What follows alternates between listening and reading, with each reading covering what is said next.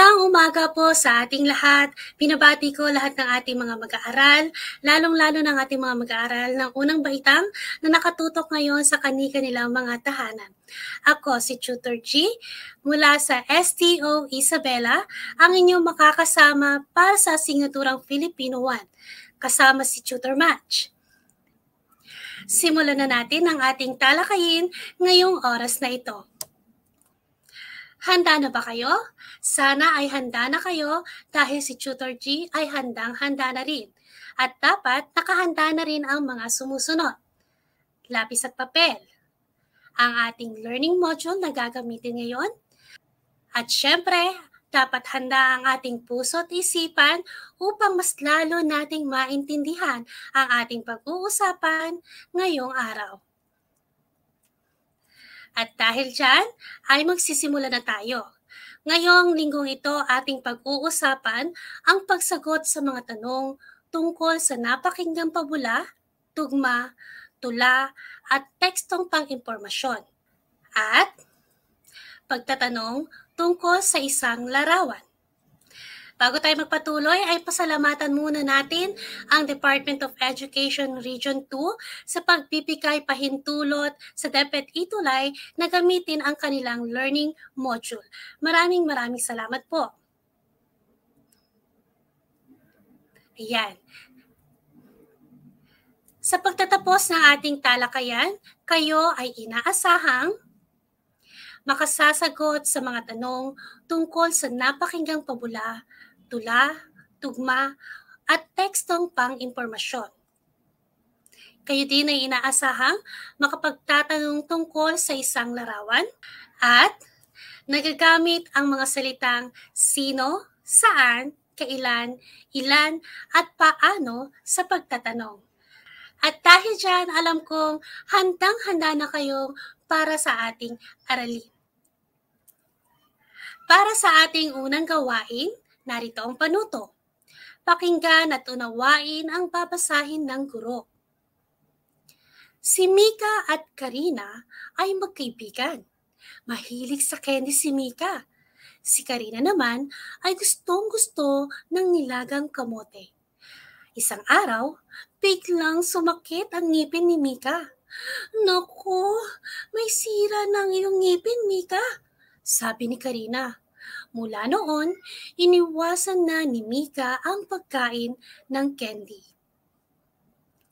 Yan, sana ay naintindihan ang ating kwento. Ngayon naman ay ating sagutin ang mga katanungan. Unang bilang, sino ang mga bida sa kwento? Kung ang iyong sagot ay, ang mga bida sa kwento ay sina Mika at Karina, ikaw ay tama. Ikalawang bilang. Ano ang gustong kainin ni Mika?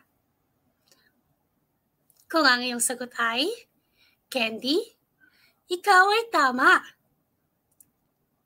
Ikatlong bilang. Ano naman ang paboritong kainin ni Karina? Kung ang iyong sagot ay nilagang kamote, mahusay. Ika-apat na bilang. Ano ang nangyari kay Mika? Kung ang iyong sagot ay sumakit ang ngipin ni Mika, tama kang muli. Ikalimang bilang. Bakit kaya nasira ang ngipin ni Mika? Kung ang iyong sagot ay dahil sa hilig niyang kumain ng candy, tumpak! Pinabati ko kayo mga bata.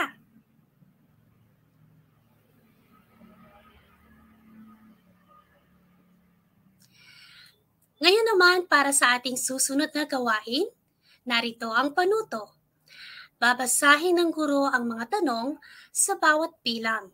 Alamin kung aling larawan ang angkop dito. Isulat ang letra ng tamang sagot sa sagutang papel. Unang bilang. Sino ang nagtitilig ng halaman?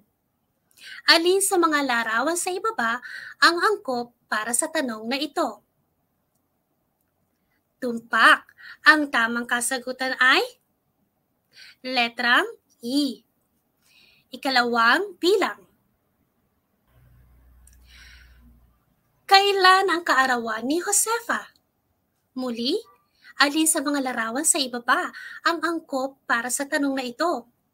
Kung ang iyong sagot ay letter D, ikaw ay tama. Ikatlong bilang. Saan papunta ang pamilya ni Sarah? Ang iyong sagot ay tama. Ang sagot ay letrang A. Pang-apat na bilang. Ilan ang itlog ng ibon? Magaling! Ang tamang kasagutan ay letrang B. Panghuling bilang, ikalimang tanong. Paano mo aalagaan ang mga manok? Ang angkop na larawan ay tama, letrang C. Mahusay mga bata. Dahil dyan ay alam kong naiintindihan ninyo ang aking mga sinasabi. Ngayon naman ay sagutin natin ang mga sumusunod na katanungan. Anong bahagi ng ating katawan ang ginagamit natin sa pakikinig? Ano nga ba, Tutor G?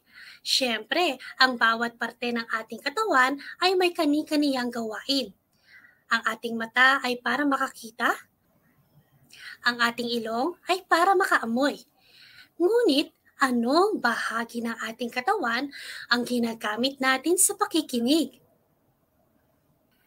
Kung ang sagot mo ay tenga, magaling. Ang ating mga tenga ang ating ginagamit sa pakikinig. Susunod na tanong. Ano ang maaaring gawin para masagot ang mga tanong tungkol sa kwento? Siyempre, dapat ay makinig at unawain ng mabuti ang iyong pinakikinggan. Gusto mo bang makinig ng kwento? Siyempre naman, alam kong gustong-gusto niyong makinig ng kwento. Dahil alam kong gusto niyong makinig ng kwento, anong inyong dapat gawin? Gaya nga ng sinabi ko kanina, dapat ay makinig at unawain ang pakikinggang kwento. Tingnan mabuti ang nasa larawan mga bata. Anong iyong nakikita? Kung ang iyong sagot ay manok at itlog, tama. Saan madalas makikita ang manok? Tama. Madalas ay makikita natin ang mga alagang manok sa mga bakuran. Ano ang maaari natin gawin sa itlog ng manok? Tama, maaari natin itong lutuin at kainin. Hayan mga bata, handang-handa na kayo para sa aking babasahin. Ang aking babasahin ay pinamagatang Simulak.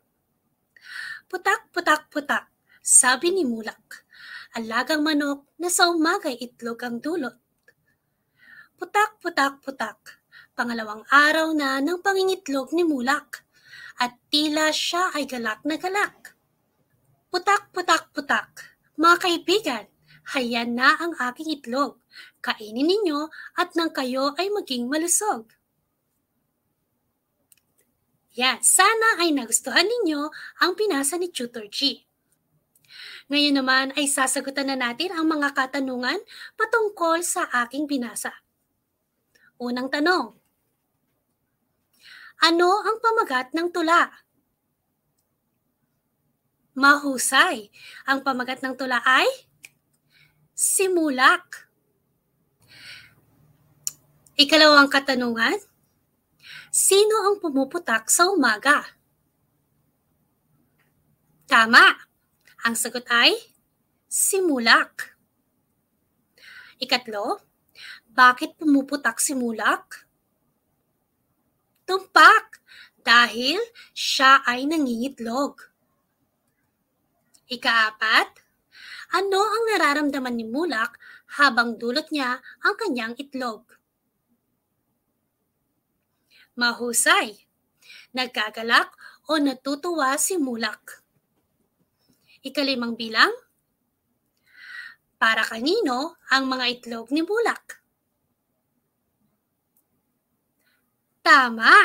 Ito ay para sa kanyang mga kaibigan. Ika-anim na tanong, ano ang magandang maitutulot sa iyong katawan kapag kumain ka ng itlog? Magaling! Ikaw ay magiging malusog. Talaga namang napakahuhusay ng ating mga mag-aaral ng unang baitang. Gusto niyo pa ba ng kwento? Alam kong gusto niyo pa ng kwento, kaya naman meron pang inihandang kwento si Tutor G. At ito ay pinamagatang Ang Mahiwagang Kaldero. Ito ay sinulat ni Irene P. Bukahan at ikinuhit ni Riza D. Manzano. Ano na nga ulit ang ating gagawin kapag makikinig ng kwento? Tama, makinig na mabuti at unawain. Simulan na natin. Sabado ng umaga, pumunta si nanay sa palengke. Bumili siya ng isang maliit na kaldero. Araw-araw niyang ginagamit ito sa pagluluto ng ulam at iba pang pagkain. Habang nagluluto, para itong ngumingiti at sumasayaw, lalo na kapag kumukulo na ang nilulutong pagkain. Masarap din ang lasa ng pagkain kapag ginamit ito ni nanay sa pagluluto. Hayan! Sana ay nagustuhan ninyo ang kwentong binasa ni Tutor G. Ngayon ay sagutin natin ang mga katanungan. Ano ang pamagat ng kwento? Tumpak. Kung ang iyong sagot ay ang mahiwagang kaldero, tama ka. Ikalawang tanong, sino ang bumili ng kaldero? Si nanay. Ikatlong tanong, kailan pumunta si nanay sa palengke? Magaling! Si nanay ay pumunta sa palengke Sabado ng umaga. Ika-apat na bilang, ilan ang binili ni nanay na kaldero? Tumpak, isang kaldero. Ikalimang tanong, paano niluluto ng kaldero ang mga pagkain? Tama, para siyang ngumingiti at sumasayaw, lalo na kapag kumukulo na ang pagkain. Ngayong mga bata ay aaralin natin ang bawat katanungan na ito. Ngayon ay pag-aralan na natin ang talaan. Makikita natin sa unang hanay nakalagay ang tanong. Dito natin ilalagay ang mga tanong na ating pag-aaralan.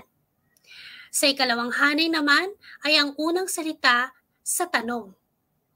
Ikatlong hanay ay ang sagot sa ating tanong. At sa ikaapat na hanay ay kung anong uri ng sagot ito. Para sa unang bilang, ano ang pamagat ng kwento? Ang unang salita sa tanong ay ano? At ang sagot sa tanong na ito ay mahiwagang kaldero. At para sa ikaapat na hanay ay ang uri ng sagot. Ano ba yung sagot natin na kaldero? Ito ay isang bagay. So makikita natin na napunan natin ang talaan. Tandaan mga bata, gagamitin natin ang ano bilang panimula sa ating katanungan kung ang hinihingi nating kasagutan ay bagay. Maaring, ano ang paborito mong pagkain? Maaari ring sabihin natin, ano ang paborito mong kulay? At maaari ring, ano ang bagay na ginagamit natin sa pagsusulat? Yan. Dumako naman tayo sa ikalawang katanungan. Sa hanay ng tanong, narito ang nakalagay. Sino ang bumili ng kaldero? Sa ikalawang hanay, unang salita sa tanong, ang ating ilalagay ay sino? At ano ang sagot sa tanong na ito? Sa ikatlong hanay, ang sagot ay nanay. Anong uri ng sagot ang nanay? Ito ay tumutukoy sa tao. Ayan mga bata, gagamitin lamang natin ang sino bilang panimula sa ating tanong kung ang nais nating sagot ay tumutukoy sa tao o ngalan ng tao. Halimbawa ay yung nanay. Halimbawa pa ng tanong ay, sino ang iyong guro? Ang ating ibibigay na kasagutan ay ngalan ng tao. Sino ang ating pambansang bayani? At ang kasagutan sa tanong na ito ay si Dr. Jose Rizal. At ang sagot ng Dr. Jose Rizal ay ngalan ng tao. Para sa ikatlong katanungan, kailan pumunta si nanay sa palengke? Ang unang salita sa tanong na ito ay kailan? At ang sagot natin dito ay Sabado. Anong uri ng sagot ang Sabado? Ang Sabado ay tumutukoy sa panahon. Gagamitin naman natin ang kailan bilang panimulang salita sa ating tanong kung ang nais nating malaman na kasagutan ay tumutukoy sa panahon. Isa pang halimbawa ay, kailan ang iyong kaarawan? Ang ating isasagot ay, ang araw kung kailan tayo ipinanganak. Isa pang halimbawa ay, kailan ipinagdiriwang ang araw ng mga puso. Ang ating kasagutan ay, 14 ng Pebrero. Ang 14 ng Pebrero ay tumutukoy sa panahon.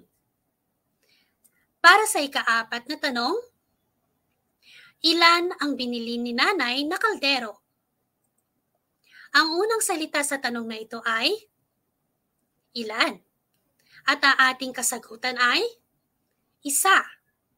Anong uri ng sagot ang isa? Ang isa ay tumutukoy sa bilang. Tatandaan natin na ang ilan ay gagamitin nating panimula sa ating katanungan kung ang nais nating kasagutan ay tumutukoy sa bilang. Halimbawa, ilan kayong magkakapatid? Maaari mong sabihin na 4 o kaya naman ay 2. Para sa ika-5 tanong, paano niluluto ng kaldero ang mga pagkain? Ang unang salita sa tanong ay paano. Kapag ginamit natin ang paano bilang panimula ng ating tanong, ang uri ng sagot na ating hinihingi ay paraan o hakbang. Ulitin ko, gagamitin lamang natin ang paano kung ang nais nating sagot ay paraan o mga hakbang. Uulitin ko, gagamitin lamang natin ang paano bilang panimulang salita sa ating tanong kung ang nais nating sagot ay tumutukoy sa paraan o hakbang. Isa pang halimbawa, paano gumawa ng saranggola? Sa katanungang ito, ang nais kong malaman ay ang mga hakbang o paraan kung paano ang gumawa ng saranggola. Hayan mga bata, alam kong marami kayong natutunan sa ating aralin ngayong oras na ito.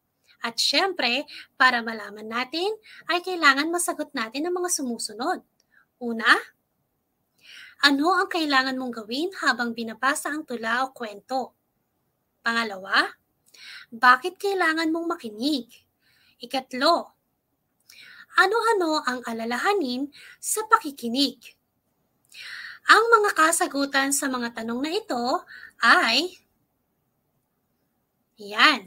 So laging tatandaan mga bata, ang pakikinig at pag-intindi sa buong detalye ng pabula o tula o tugma ay napakahalaga upang masagot ang mga katanungan tungkol dito. Kaya habang nagbabasa ang guro, dapat makinig ng mabuti at iwasan ang pakikipagkwentuhan sa katabi. Sana ay natanim ito sa inyong isipan at maging sa inyong mga puso. At huwag din kakalimutan mga bata, Gumagamit tayo ng mga salita para sa panimula ng ating mga tanong gaya ng sino, saan, kailan, ilan, at paano. At dyan nagtatapos ang ating aralin para sa araw na ito. Muli, ako si Tutor G mula sa STO Isabela, ang inyong tutor para sa asignaturang Filipino ng unang baitang. At syempre, maaari din niyong i-like at maaari din kayo mag-subscribe sa ating YouTube channel www.youtube.com/c/DepEdTV. Muli, maraming salamat.